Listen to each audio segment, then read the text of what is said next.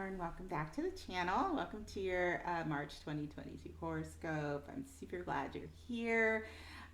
It's Pisces season, and Pisces, a water sign ruled by Neptune. So we have a very spiritual time right now that we can use to tap into our intuition and feel our way through things. Best way to handle Pisces season. There might be a lot of dreaminess and laziness, and leaning into that is good because it can also be a confusing time. We might not understand what's going on. Our intuition could be heightened, and we could be receiving messages or feeling and sensing things and not able to put our finger on it. Again, it depends on what's going on in your life, what other placements you have. Capricorn rising has, that's the area of life that is communication and messages and how they perceive things. So, if you practice to heighten your intuition, if that's a regular practice for you, that those things could just be coming in. And for you, it would be great to journal those things. In the practical world, in the day to day, you could be dealing with contract negotiations or trying to figure out what you want to learn, what will elevate you or move you through spiritually in your life. So maybe learning a meditation practice or just something that is going to feed into your intuitive abilities. Uh, all of the Pisces energy. Neptune has been there in that area of life for a while, and of course, Jupiter moved in, and now the Sun. So it's a lot of heavy Pisces water energy in the area of your mind. Thoughts also does affect the area of life that would include your extended family, siblings, the Pisces energy, very concentrated like that. Also, Neptune does include chemicals, so substances, alcohol, things like that. So you might want to keep an eye on yourself where that's concerned, and definitely some of your extended family, and maybe your siblings. Neptune is also can also be endings. Uh, Pisces is the end of the zodiac, ruled by Neptune. It does represent endings and disintegration of things. So, things could be changing in that area of life for you. You could be changing your perception of things. You could be, just really trying to figure out uh, how to communicate something or how you feel about something. Journaling is very good. Sleeping is good. Paying attention to your dreams. As Jupiter moves through Pisces towards the end of the month, after it comes out of being so concentrated and closer actually to Neptune, but away from Jupiter. Jupiter and the Sun actually meet up in conjunct, so it kind of burns it a little bit, and then it goes behind the Sun. You can't really see it, so things are floating around. But towards the end of the month, things will come out, and Jupiter is expansive.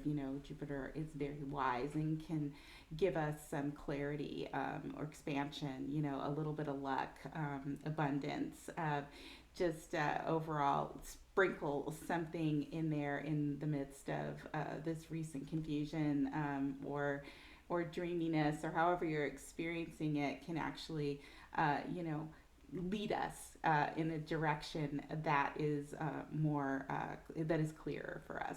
So that's what's going on with the Pisces energy for Capricorn this month. Also, still dealing with all of the Capricorn energy that is in your first house. We've had Mars and Venus conjunct Pluto, going back and forth. It's been there for a long time in the area of yourself, your physical body. So, how you're moving around in the physical world, how people are seeing you, your body in general. Uh, very heavy. So could be really have been working practically and logically on things where you yourself are concerned, and your presentation, your body in general. So planning those types of things and working on those types of things are good. It's good. It's very serious. Capricorn rising is used to maneuvering things in a very practical, serious way. I would say the balance of that is probably you're dealing with it pretty well. Mars and Venus, Mars wants to take action and Venus wants to, realize the finer and softer and more comfortable things. And if we can balance that out, it's great.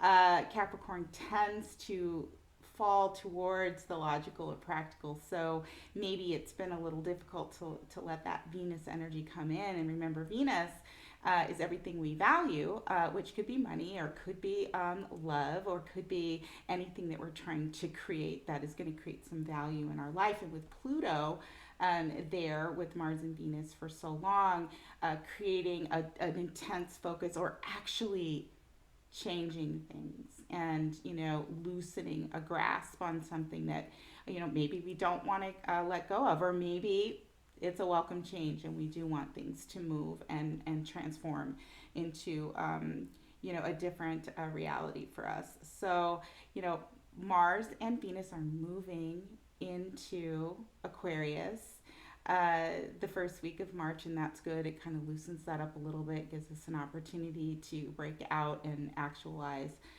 some of those things, or at least, Aquarius is the mind, and it is very intellectual. It can be a little bit, detached emotionally, but it definitely can move and break out of things that allow a breakout of things that might have felt restrictive. So yeah, that's happening. And of course, Mercury moved into Aquarius, so that's the mind, and that loosens up the thoughts and the perceptions a little bit out of that area of yourself. So that's good news. Of course, moving into Aquarius. Aquarius can be off the wall kind of things too that sort of materialize that we weren't expecting. So you can expect the unexpected potentially in the area of your finances and things like that as that moves in there, which could be good. Maybe there'll be a windfall one way or the other. Something could change and you could feel a little bit like you can move, or you might choose to actually move very suddenly. So something could come to you suddenly, you could move towards something suddenly, but out of the Capricorn energy, it should be a little less free and a little bit more, a little bit more latitude to actually make things happen. So that's what's going on for Capricorn in Pisces season.